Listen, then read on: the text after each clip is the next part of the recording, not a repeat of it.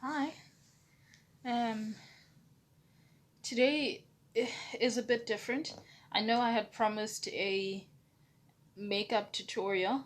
I was actually busy with it yesterday, and I realized I don't care. I don't necessarily care if you can do your makeup or not. Um, there are more pressing issues. I was yesterday.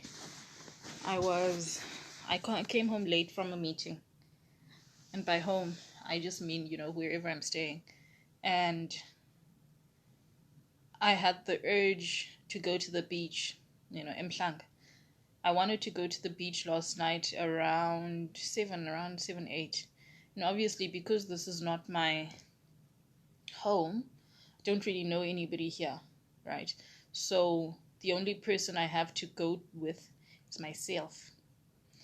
And so I got into the car and I drove. It was a bit dark, but it wasn't so dark.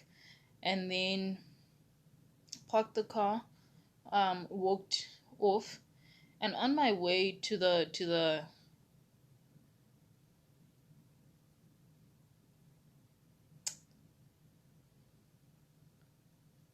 I don't know to the what, but on my way to the beach, um, I there were very few people. There was one white man walking behind me. I looked back and I saw he was white, and I wasn't scared at all.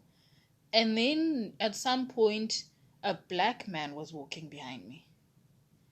Then I began to panic, and I'm a bit embarrassed to say that I panicked. I didn't panic when a white man was behind me. I panicked when a black man was behind me.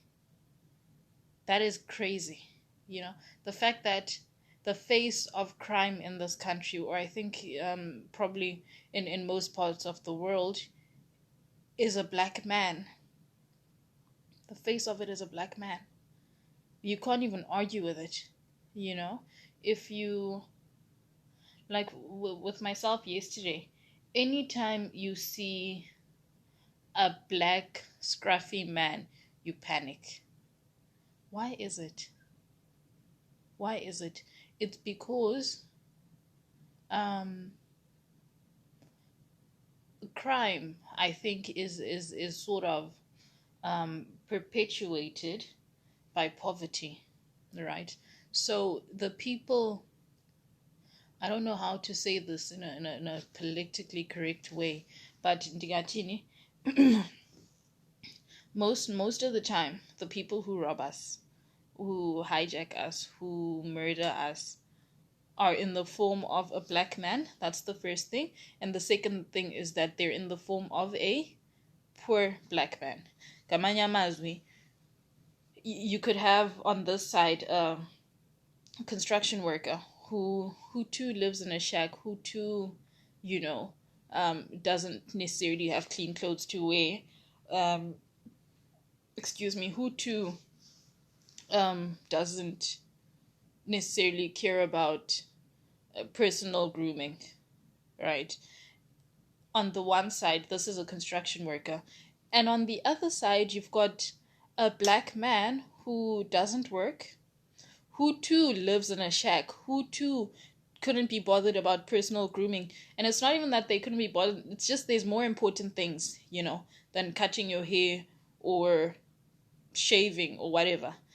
But the point I'm trying to make is that whether this man is earning an honest living or he is a criminal, they look the same. And this is why I panicked yesterday when a black man was walking behind me. I was on my way to the beach. Did I not turn around? I turned around because I thought, I don't want to get killed. I don't want to get hijacked. I don't want to get robbed. I don't want to get raped. I don't want to do this. I don't want to that. It sucks. It sucks. It sucks. And I was watching the news this morning. Good Morning Live. They were talking about how I forgot the name of the township in Cape Town. Not to Kukuletu. There's another. I think I forgot what it was called. Is the murder capital of the world. Hey, And who lives in these townships? Black people. Who? Why? Because the effects of apartheid went so deep.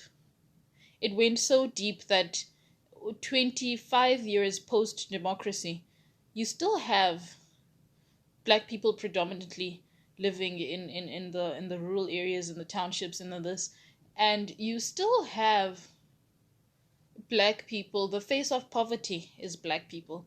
The face of crime is black. The face of unemployment is black. And these days, the face of corruption is black. I'm just talking corruption now in government, you know. I'm sure there are things that white people do, absolutely, without a doubt. But the fact that,